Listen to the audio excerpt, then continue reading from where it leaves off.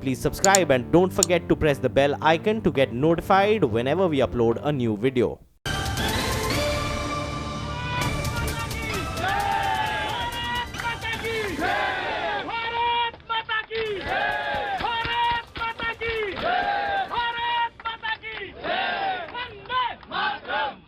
भैया जी कहीं में आपका एक बार फिर स्वागत है और मैं मुद्दे के साथ फिर हाजिर हूँ।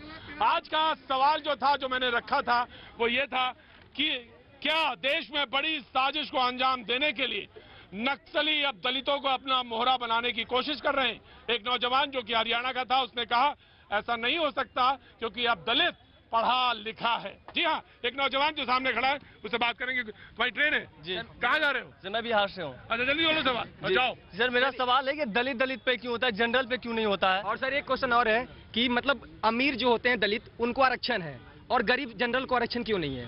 सही बात है। ये अमीर दलित को आरक्षण है। अमीर जो दलित हैं, रामविलास के बेटा अगर फॉर्म भरेंगे, उनका पोता फॉर्म भरेंगे, भतीजा फॉर्म भरेंगे, उनको आरक्षण मिलेगा। जबकि जनरल जो गरीब हैं, जो किसान का बेटा हम लोग जैसा, उनको आरक्षण क्यों नहीं है? हम लोग आप दलित का मदद करो। माथे पे हाथ रख लिया, पीछे खड़े होके कांग्रेस कांग्रेस। हाँ सवाल बड़ा है, सवाल बड़ा है। मैं आऊंगा आपको, आ रहा हूँ जी। मैं ये कहना चाहता हूँ कि आजकल जो दलितों के ऊपर जो राजनीति कही जा रही है या राजनीतिक जो रोटियां सेकी जा रही है, वो कहीं ना कहीं गलत है। क्योंकि जिस तरह से नक्सली है, वो कहीं किसी को बरगलाने के लिए नहीं है, वो उनका अपना काम है। दलितों की उनकी जरूरतें थी, तभी उन लोगों ने प्रदर्शन किया। आज जो बेवजह दलित नेता को गिरफ्तार किया गया है, ये कहीं ना कहीं गलत है। मैं ये कहना चाहता हूँ, जो नेताओं को गिरफ्तार किया गया है वो गलत है। दलितों को बरगलाने की कोशिश की जा रही है। जी जी जी जी, मैं आया। सर मेरा क्वेश्चन तो वैसे कुछ हो रही है। हाँ। मेरा सर ये है कि जब 2014 में इलेक्शंस हुए थे, सब के सब पार्टी अलग थी। हाँ। अब सर सारे इकट्ठे हो गए, तो एक एक करके वो 2014 था, ये 2019 है। सर वो बीजेपी ने इनकी सोने की लंका जो थी, हाँ। सारी जला दी। कहाँ के रहने वाले हैं? दिल्ली का ही हूँ। दिल्ली का रहने वाले हैं जी साहब। सर ट्रंप का बयान है कि you take the reserve, I will take the deserve, as far as reservation is concern. और जो आपने अभी खुद आपने अपने मुंह से बोला कि मेरी तनख्वाह नहीं बढ़ी है, बैंकर को ये 2% इंक्रीज दे रहे हैं, 2%। अपनी तनख्वाह इन सांसदों ने और विधायकों ने 300% कर लिया है। प्रधानमंत्री, राष्ट्रपति, विधायक, पार्षद, सबकी तनख्वाह। मैंने कब बोला, आपने कब सुन लिया मेरी बात? मैंने क्या छोड़िए साहब जी जी। सर मैं एक स्टूडेंट हूँ, स्टूडेंट की ही बात करूंगा। सर आप युवा हैं सर, बार बार दलित कह के सर आप दलित को और सर मतलब किसी ने शोषित कर रहे हैं सर आप युवा हैं सर आप युवा हैं, थोड़ा सा सर मतलब कि ना शर्म करें सर। बार बार कहने से और बढ़ेगा घटेगा नहीं। जब यूनिवर्सिटी में जाता हूँ, जात बोलता है जात क्या है, जहाँ नाम है तो पीछे चले जाओ, और दलित हो आगे चले जाओ। क्यों सर, हमारे में गरीबी नहीं होती है क्या सर? सर जात से नहीं कुछ होता है सर। इक्वालिटी की बात करिए, आर्टिकल 14 इक्वालिटी की बात करता है, आर्टिकल 16 भी इक्वालिटी की बात करता है। सर मैं बनारस हिंदू यूनिवर्सिटी से सर सोशोलॉजी करता हूँ सर, डिस्कशन मैं आपके साथ कर सकता हूँ सर। मैं इतना कहना चाहेंगे? देखिए बहुत अच्छा बोला है इन्होंने, पर मुझे आज तक वो नहीं मिला कि भाई दलाल, आपसे पूछा आप दलित तो आगे आ जाओ, और आप जनरल के पीछे बोले। आज तक हमें तो नहीं मिला कोई ऐसा बोलने वाला। पहली चीज तो अगर मुझे मिल जाए तो मैं तो मान लूंगा भाई की बात।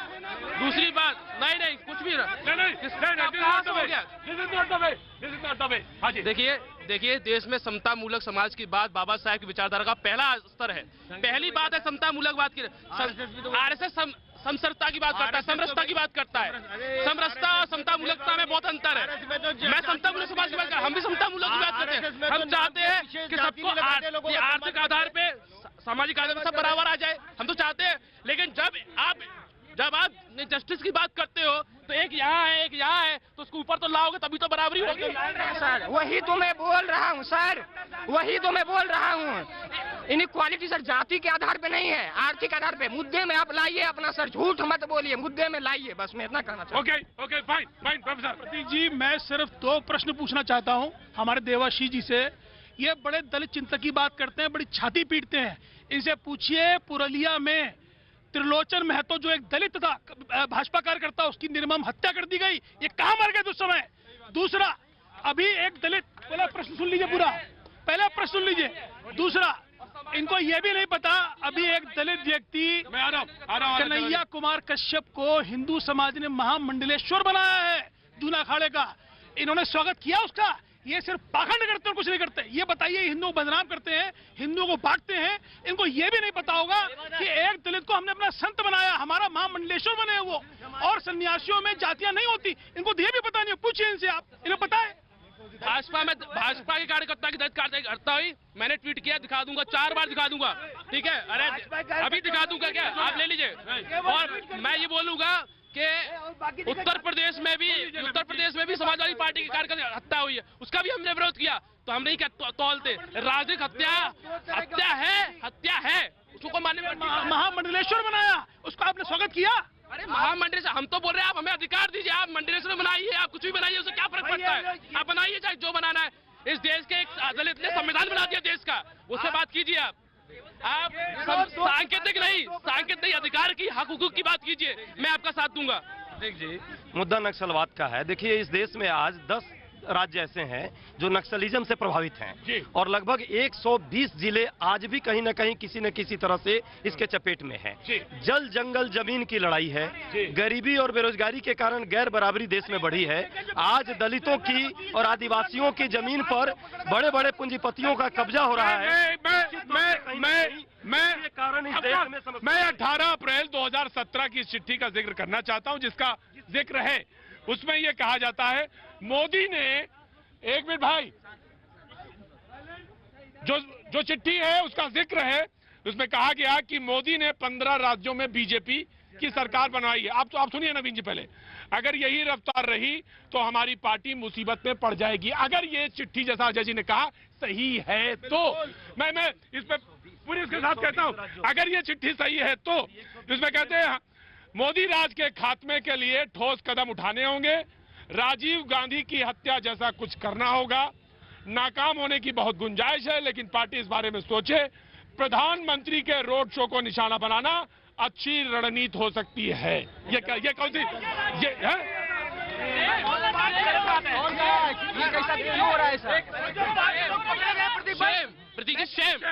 ऐसी चिट्ठी को शेम, लेकिन ये बताइए व्यक्ति को शेम, लेकिन गुजरात मॉडल भी हमने देखा है। और क्या देखा है? अरे भाई कह तो रहे हैं, प्रतीक भाई 5 लोग पकड़े गए और 5 में सुनिए जो कह रहे गरीब, वो सुरेंद्र वकील, दूसरा मैं तो सब करोड़पति लोग हैं, लाखोंपति लोग, वो दलित नहीं है। दलितों की आड़ में, मैं बार बार कह रहा हूँ, ये लोग दलितों की आड़ में लोगों को भड़का रहे हैं, भ्रमित कर रहे हैं। राष्ट्रपति बनने के बाद भी दलित रहता है देश में, राष्ट्रपति बनने के बाद भी एक व्यक्ति दलित रह जाता है। आप कैसी बात कर रहे हैं कि वो करोड़ कमा वाले दलित नहीं है? दलित जाति है, दलित जाति है, दलित जाति है, लेकिन सुन लीजिए, दलित जाति है, जाति। अभी आपने कहा गरीब नक्सलवादी है, वो लोगों को जोड़, दलित जाति है, ऐसी सर का आपका लिया, ऑफकोर्स दलित जाति नहीं है जी, दलित जाति नहीं है सर, दलित हिंदुस्तानी है। मैं ये कहना चाहता हूँ, जिस तरीके से इन लोगों ने महागठबंधन किया है, क्या ये आतंकवाद के खिलाफ महागठबंधन किए थे?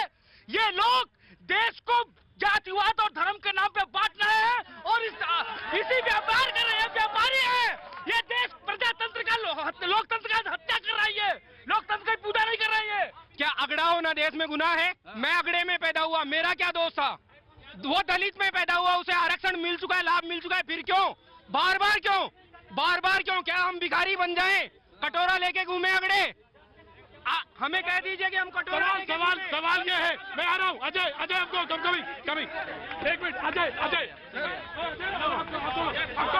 दोनों रोहित वेमुला सबको याद रहता है। एक minute, just hold on, I am coming. Sir Rohit Vemula सबको याद रहता है। रोहित वेमुला याद रहता, बंगाल का दलित किसी को नहीं याद रहता, केरल का दलित किसी को याद नहीं रहता। उसके लिए मायावती या कोई भी और लालू कोई भी एक शब्द नहीं बोलते हैं, लेकिन जो बीजेपी के राज में दलित होते हैं वो इनके लिए दलित हैं। क्यों केवल देखो जी, एक समय आएगा ऐसा कि जिस समय में जो कोई भी ऐसा नेता नहीं बचेगा जो कहेगा कि मैं दलितों के साथ हूं। जिस तरह से अभी एक अल्पसंख्यकों के साथ जो हो रहा है कि कोई नेता नहीं कहने के लिए तैयार है। अजय देखिए, इस देश में दलित, आदिवासी और कमजोर जो है उसका इस देश के सभी संसाधनों पर सबसे पहला अधिकार है। इसके बाद मैं सारे यहाँ सवर्ण है और मैं एज अजय उपाध्याय ब्राह्मण बोल रहा हूँ। आप लोग ये बात मत कहिए, आपको भी अधिकार है, लेकिन उन गरीब भाइयों का जरा ध्यान दीजिए जिनकी जिंदगी सिर्फ रोड पर गुजरी है, उनका ख्याल रखिए। आपका सबसे पहले दायित्व बनता है कि उनको बाहर लाइए, उनको मेन स्ट्रीम में लाइए, तभी इस देश में न्याय होगा। सही न्याय होना चाहिए और न्याय तब होगा जब उन गरीबों को आप आगे लाइएगा। आप लोगों को आगे गरीबी का कोई जात नहीं होता है। मेरे पापा मुझे खेत बेचकर पढ़ाए, दिल्ली में 10,000 की नौकरी कर रहा हूँ। फैक्ट्री में काम, मैं आपके राष्ट्रीय चैनल पर बोल रहा हूँ। मैं दिल्ली में फैक्ट्री में काम करने आया था और आज JNU से PhD किया, दिल्ली यूनिवर्सिटी में टॉप किया, फैक्ट्री में पढ़ाई करके, और आज चौथी किताब लिखी है और आपके बीच में बोल रहा हूँ। ये होना चाहिए, ये मत कहिए मैं सवर्ण हूँ, मैं फैक्ट्री में काम करने आया था इस जगह पे। देखिए इनके अंदर का मनोवाद और ब्राह्मणवाद बोल रहा है कि ये मुद्दे को भड़का। एक मिनट सुनिए, दूसरे की बात सुननी चाहिए। हम सुनेंगे, तुम भी अकेले नहीं हो, सब है यहाँ पे, चुप रहो।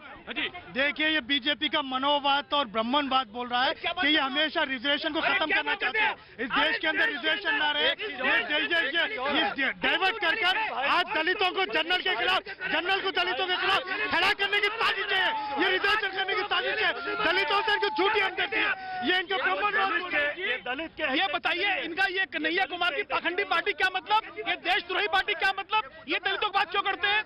दूसरा, अजय जी आपसे मैं कतई सहमत नहीं हूँ। हम नहीं क्या गरीब को न्याय नहीं मिलना चाहिए? एक मिनट ये बताइए, एक कास्टिस्ट है। देखिए, हमारे संघ में विश्व हिंदू परिषद में हम दलित को दलित नहीं कहते, स्वर्ण को स्वर्ण नहीं कहते। जी किसको कहते हैं? सबसे पहला क्वेश्चन ये। एक मिनट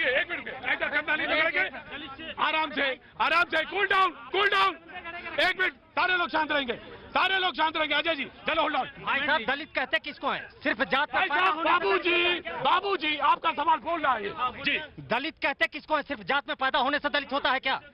जो गरीब है वो दलित है, या जात में पैदा हुआ वो दलित है? मीरा कुमार दलित हो गई, रामविलास पासवान दलित हो गए, जो करोड़पति अरबपति है, और कोई ये एकदम जो गरीब है वो दलित नहीं है। दलित कहते किसको है? इनसे पूछो।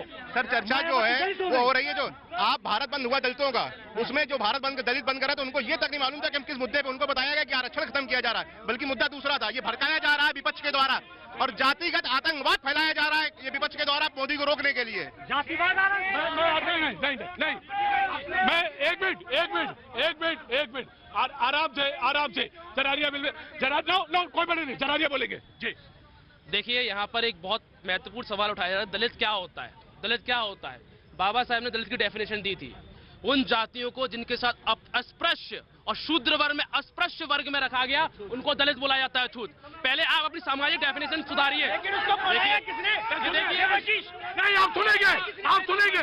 देखिए, यहाँ पर मनवाद ने जो विचारधारा ठूसी हुई है, आज लोगों के बीच जो मनवाद ने विचारधारा ठूसी हुई है कि दलित का मतलब तो पैसा, गरीब है तो दलित है। आप बताइए, गरीबों में भी नहीं, दलित बनाया किसने? हिंदुओं को दलित बनाया मुसलमानों ने। अच्छा, मैं बताता हूँ, जिन मुसलमानों के कहने पर हिंदुओं ने धर्म का परिवर्तन नहीं किया। नाराजगी नहीं, सवाल जरूर पूछूंगा, लेकिन नाराजगी नहीं। आराम से वक्त है, छोटे से ब्रेक के बाद फिर हाजिर होता हूं।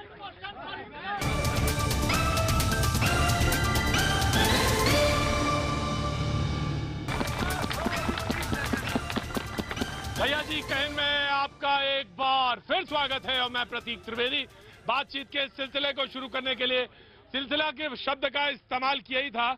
वीएचपी के प्रवक्ता खड़े हो चुके हैं बातचीत करने के लिए, लेकिन ठीक है, मुझे एक शख्स ने बोला कि मुझे कुछ बोलना है, मैं उनकी बात पी लूंगा। लेकिन बाबूजी ने एक सवाल रखा है, बहुत पुराने भैया जी कहीं के दर्शक हैं, इन्होंने कहा है, आपका सवाल क्या है बता दीजिए। मेरा सवाल ये है कि रामविलास पासवान एंड कंपनी भी दलित में आते हैं? ये आपका सवाल है, मैंने ले लिया। I have taken. देखिए प्रतीक जी, मैं सभी भाइयों से अपील करूंगा, स्वर्ण और दलित कोई मुद्दा नहीं है। दलित हमारे समाज का अंग है, हिंदू समाज के अभिन्न अंग हमारे भाई हैं, हमें उनसे कोई आपत्ति नहीं, उनके आरक्षण से आपत्ति नहीं। लेकिन जो ईसाई दलित हैं, जो मुस्लिम दलित हैं, उन पर हमारा घोर विरोध है। आप हमेशा विभाजककारी राजनीति करते हैं, आप हमेशा विभाजन करते हैं। कहाँ से आ गया? सुनिए, आप शांत रहिए, बाबा जी शांत रहिए। दूसरा देखिए, दलित से कोई झगड़ा नहीं, कोई मुद्दा नहीं। असली झगड़ा नक्सलवाद से है, असली झगड़ा माओवाद से है। हमें चाहते हैं कि जो दलित चिंतक के नाम पे जो पाखंड हो रहा है, जो माओवाद और नक्सलवाद की शरण में जा रहे हैं लोग, उनको भर्त्सना करनी चाहिए। हम भरपूर उसका भर्त्सना करते हैं, विरोध करते हैं। दलित है, दलित है, नहीं, आप देखा मत, आप दलित को दलित कहकर उसका अपमान करते हैं। वो क्यों जा रहे हैं नक्सलवाद में, माओवाद में? नहीं, क्या आपने सोचा? वो क्यों नक्सलवादी हो रहा है, क्यों माओवादी हो रहा है? नहीं हो रहा, गलत बात नहीं हो रहा है। Of course you will get time. जी, आपको कुछ कहना चाह रहे थे, मुझे बहुत अच्छी बात कहना चाह रहे हैं। एक मिनट, hold on, आप अच्छी बात सुनिए, कोई बात कहना चाह। जी सर, मैं ये बात कहना चाहता हूँ, कल जो आपके पास एक परिवार आया था, मथुरा से रहने वाला था, मेरे को उसकी जाति नहीं मालूम, पर मेरे पास उसके लिए एक सलूशन है। मैं ये कहना चाह रहा हूँ, उस बंदे को मैंने अपने पास एज ए ड्राइवर अपने पास जॉब दी है, और मथुरा में एक मंदिर के अंदर उसकी मिसेस को पोछा लगाने का प्रोग्राम दिया है, जो मंडे को मेरे पास क्लियर हो जाएगा। जात न पूछो साधु से, नहीं होता है काम। कल एक आदमी मथुरा का था, आंसू से रो रहा था, बच्चों के साथ आया था। एक शख्स सामने आता है, कहता है कि मैंने उसको नौकरी दी है, उसकी पत्नी को नौकरी दी है, उसका मकान बच सके इसके लिए काम किया है, और मुझे उसकी जात से मतलब नहीं है। शानदार काम है, शानदार काम है। ये होता है। Thank you so much. वक्त है छोटे से ब्रेक के बाद फिर इसी बहस में फिर लौटेंगे। प्रोग्राम आपका सफल हो गया।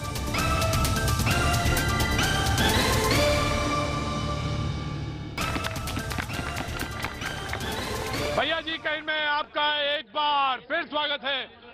बातचीत के सिलसिले को एक बार फिर जोड़ेंगे और बहस को आगे बढ़ाएंगे। जी हाँ, हमारे साथ जो तमाम सारे लोग मौजूद हैं उनकी तरफ रुख करेंगे। पहले जनता, फिर नेता की तरफ आते हैं। ऑफ कोर्स जी बेटा बताओ। अंकल, मेरी एक क्वेश्चन थी कि ये जितने सारे नेता है वो अपने जात के नेता है कि पार्टी के नेता है कि हमारे देश के नेता है? ये बता। क्या उम्र है तुम्हारी? 17 साल है मेरी। 17 साल उम्र है और एक बच्चा, क्या नाम है? केशव। ये सवाल पूछते। ऑफ कोर्स बहुत बढ़िया सवाल है, बहुत बढ़िया सवाल है। आज देशभक्ति और राष्ट्रीय अस्मिता की बात हो, देश की बात हो, ये नौजवान 17 साल का नौजवान यदि ये प्रश्न आपसे कर रहा है तो हमें अपने गिरमान में शर्म आनी चाहिए, हमें शर्म आनी चाहिए, झांकना चाहिए कि आज ये देश झांको ना। वही तो कह रहे, भाषण मत दो, अपने गिरबान में झांक कर। अरे जिस गिरबान में झांक करके देखिए, भारतीय जनता पार्टी का नेता जातवाद की राजनीति नहीं करता, आप लोग करते हैं। और देश में मैं बार बार कहता हूँ, जो दलित कहते हैं, हिंदुओं को दलित बनाने का काम किसी और ने नहीं किया। जिन हिंदुओं ने धर्म परिवर्तन करने से मना कर दिया, मुसलमानों ने उनके बहन बेटे उठा लिया। और मैं सच बोल रहा हूँ, और उसके बाद सुन लीजिए, उनको जबरदस्ती घर से मेला उठवाया, उनको दलित बना दिया। ये 12वीं शताब्दी मुल्कों का है। सवाल सुनो। क्या तर्क? नवीन होल्ड ऑन। नवीन, मेरा सवाल है। नहीं, मेरे सवाल है। आप बताइए, दलित का नाम दलित क्यों आता है? तभी आता है जब अत्याचार होता है। अब बताइए, दलित का नाम कब आता है? जब दलित पर अत्याचार होता है। मतलब अत्याचार है तभी तो बात दलित है। आप बताइए, आपकी सरकार है, करोड़पति बन गया दलित होकर, उसका नाम कब आता है? उसका नाम मायावती का नाम मैं तो नहीं देख पाता। हर जगह दलित क्यों रखते हो? मायावती दलित लिख के आता है पेपर में। नहीं है, जब अत्याचार होता है तब लिखता है, अभी तो लिखता है। तभी तो बोलो, आपकी सरकार में अत्याचार हो रहा है, अत्याचार हो रहा है। मैं अजय जी की बात से पूरी तरह सहमत हूँ। शर्म आनी चाहिए कम्युनिस्ट पार्टी को, शर्म आनी चाहिए जो माओवादी के साथ खड़े होते हैं, शर्म आनी चाहिए जो नक्सलवाद के साथ खड़े होते हैं, शर्म आनी चाहिए जो हिंदू समाज को बांटते हैं। देखिए, हमारा मूल मंत्र है हिंदू सहोदरा सर्वे, हिंदू सहोदरा सर्वे। एक माँ की गर्भ से उत्पन्न सारे हिंदू एक हैं। हिंदू में कोई दलित नहीं, कोई शूद्र नहीं। लेफ्ट शर्म तो इनको आनी चाहिए जो नफरत की राजनीति करते हैं, जो बांटने की राजनीति करते हैं, जो देश में हिंदू मुसलमान के फसादत करवाते हैं। इनके लोग जो जाकर भड़कीले भाषण देते हैं और इस देश में हिंदू मुसलमान हमेशा करते हैं, जातिवाद करते हैं। इनको शर्म आनी चाहिए। इनको अपने गिरेबान में झांक के देखना चाहिए कि कौन यहाँ पर अमन के लिए खड़ा हुआ है, कौन नफरत की राजनीति को गिराना चाहता है। प्रतीक जी, फिर इस देश में उसी तरह की बात हो रही है जो पूरे देश में नफरत फैलाती है। आज यहाँ भी वही बात हुई, कोई भाजपा, कोई कांग्रेस, कोई सपा और बसपा बन गया। 17 साल का नौजवान सवाल पूछता नहीं बना कि इस देश के आप हैं, ये बसपा, सपा और कांग्रेस बन करके और विश्व हिंदू परिषद बन करके इस देश को सिर्फ अलग अलग भागों में आप बांटिए मत। आप इस नौजवान के जवाब, इस नौजवान का आंसर दीजिए कि इस देश में देश के लिए लड़िए, बाद में नेता है, बाद में पार्टी है, पहले ये देश सबसे बड़ा है। जब सैनिक लड़ता है, सैनिक जब लड़ता है तो दलित नहीं होता, मुस्लिम नहीं होता, लेकिन आप कहाँ से? नोएडा से कैसे आ गए? कहाँ, यहाँ तक कैसे आ गए? गाड़ी से आगे। और भाई जो लोग इस देश का सैनिक लड़ता है वो हिंदू मुस्लिम नहीं होता, वो सैनिक होता है। लेकिन उसमें भी ये लोग मुस्लिम और वो देखते हैं, इसमें कहते हैं कि मुस्लिम सैनिक है। ये कौन सी बात हुई? देश को तोड़ने वाले आज इस तरह की बात करेंगे क्या? जब अत्याचार होता है, अत्याचार के साथ ही हमेशा दलित आता है, कभी मजबूती के साथ नहीं आता। ये गलत बात है। अरे सर, जितना भी अपोजिशन ऑफ पार्टी है, रूलिंग पार्टी, ये सारे एक होकर इस बात पर मुद्दा क्यों नहीं उठा रहे कि जो रिजर्वेशन है वो हमेशा इकोनॉमिकल हो जाए? इसमें कास्ट और रिलीजन की बात ही क्यों आ रही है? अगर रिजर्वेशन है, रोटी खानी है, तो गरीब को रोटी सरकार दे। तुम अपने टिफिन में, मैं सही सवाल पूछता हूँ, अपने टिफिन के साथ दलित के साथ शेयर करते हो अपने बच्चे के साथ? बिल्कुल। क्या पूछते हो? बिल्कुल। और तुम्हें लगता है कि जो 20 साल पहले जरारिया बहुत इंपॉर्टेंट पहलू है। नवीन जी खड़े हुए। तुम्हें लगता है, तुम क्या कर रहे हो? हाँ जी, मैं सिविल सर्विस का एस्पिरेंट हूँ, सिविल सर्विस की तैयारी कर रहा हूँ। तुम्हें लगता है कि जो 10 साल पहले वाला हिंदुस्तान था वो अब बदल रहा है तेजी से? बिल्कुल बदल रहा है। तुम्हें लगता है कि अब वो भेदभाव, छुआछूत नहीं है? हाँ जी, नहीं सर, देखिए मैं आपको एक चीज बताऊं, आप पॉलिटिक्स की रोटियां सेक के रहे हो। हम तो ये बात बोल रहे हैं जिस बंदे को हेल्प की जरूरत है, मुझे पता है अगर ये बंदा गरीब है, इसको हेल्प दो। बिल्कुल सर, बिल्कुल। 2013-14 में 1300 से ज्यादा वैकेंसी थी। इस बार पूछिए इनसे कितनी वैकेंसी आई है सिविल सर्विसेज में? 750 वैकेंसी बची है केवल 750। तो सवाल ये पूछिए, सवाल ये व्यक्ति सवाल है, सवाल ये है, सवाल है ये।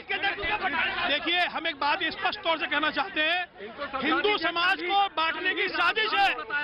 आप ये बताइए, एआईएसए वाले कैसे बात कर रहे हैं? भारत तेरे टुकड़े होंगे, इंशाल्लाह इंशाल्लाह इनका मुंह है। अरे सूप बोले छलनी बोले तो 72 आपके टाइम की 1400 वैकेंसी कम होकर 900 हो गई, आपने उसको मुद्दा बना लिया और आप आज तक खड़े होकर ये नहीं बोल पा रहे। सर सवाल बोलो। आप मुद्दा इसको बनाइए कि जो भी आदमी गरीब है, चाहे वो जनरल हो, चाहे ब्राह्मण हो, चाहे बनिया हो, उसको इकोनॉमिकल अगर रिजर्वेशन की जरूरत है तो हम देंगे। क्यों नहीं जुड़ रहे हो? आप नेशनल टीवी पे बोलते हो, आप नेशनल टीवी पे बोल रहे हो सर, बोलो नेशनल टीवी पे बोलो। ये हमारी पार्टी की राय है, 10% समाजों को इकोनॉमिक रिजर्वेशन हमने बोला है। आर्थिक आधार पर आरक्षण भी जरूरी है गरीबों को। सवाल जहाँ से शुरू हुआ था, जहाँ पे खत्म हुआ है, उसके आगे बातचीत आर पार में होगी। ऑफ कोर्स जहाँ पे बात शुरू हुई थी वो थी कि क्या नक्सल दलित को मोहरा बना रही, बात यहाँ थी। लेकिन तमाम जगह से घूमती हुई आरक्षण पे आकर रुकी है। आर पार की तैयारी, कल फिर मुलाकात होगी।